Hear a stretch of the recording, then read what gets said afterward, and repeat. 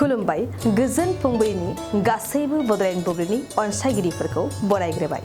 दिनै 21 एप्रिल शुक्रबारनि फानजामुथिखौ फरायथिनो लादों आं गेवलां हाजोहारिया। फानजामुथिनि गिबियाव दं मेष राशि। नोंथांनि खामानि मावनाया नोंथांनि सिनायथि जागोन।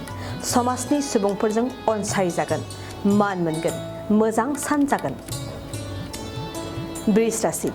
बबेबा जायगायाव नाङा फाङा दावबायफ्लांगोन। दावबायफ्लांना गोसोखौ गोजोननाय मोननाय नङा, गावखौनो खहा जानाय बायदि मोनगोन। मिथुन राशि। गोसोखौ गोजोन मोनगोन, साननाय हनायफोरा जाफुंजोबनो हागौ, मोजां खौरां सौफैगोन, मोजां सान, खुसिया लाथ्र'नो हानाय नङा। कर्कट राशि। जायखिजाया खामानि मावोब्ला मुलाम्फा मोनगोन, आय बांगोन, दोहोन सोमजिगोन, गोजाम खामानिफोरा मावफुंजानायनि लामायाव दं। सिंह राशि।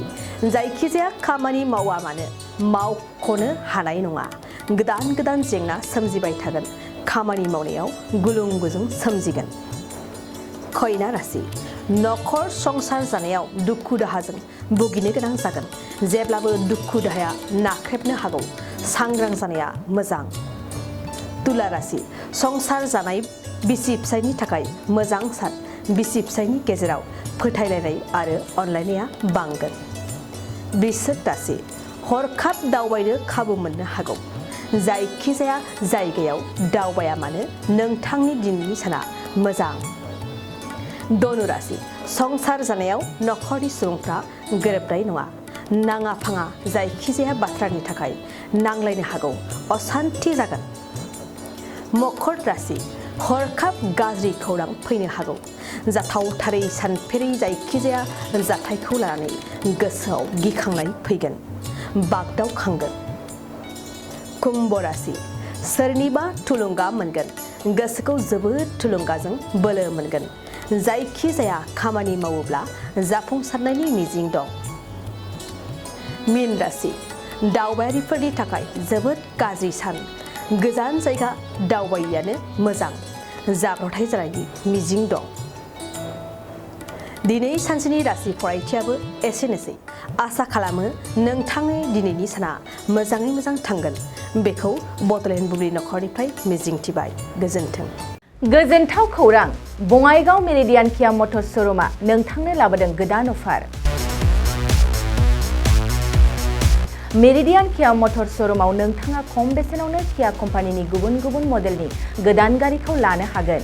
बेनि अनगायैबो मिथिनो गोनां बाथ्राया बेनोदि किया कम्पानिनि 2022 मडेलनि गारिखौ गासै 40,000 रां रेहायाव मोननो हागोन। बेजों लोगोसेनो बे श'रुमाव जेखिजाया कम्पानिनि गोजाम गारिखौ सोलाय सोल' खालामनोबो हागोन।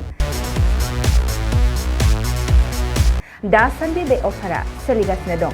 मेरिडियान किया मटर्स श'रुमआ सा बङाइगाव साफागुरि र'ड आगराला देहा फाहामसालिनि साखाथियाव थानाय महामाया हटेलनि अपोजिट साइडआव दं। बे अफारखौ मोनफुंनो थाखाय नोंथाङा अनलाइनबो बुकिं खालामहरनो हागोन। लोगोसेनो गोबां मिथिनो थाखाय थोंजोङै 7099003414 नङाब्ला 8822790662 जानबुं अनजिमायाव जगाजग खालामहरनो हागोन आरो बङाइगाव मेरिडियान किया मटर्स श'रुमाव थांनानैबो नायनो हागोन।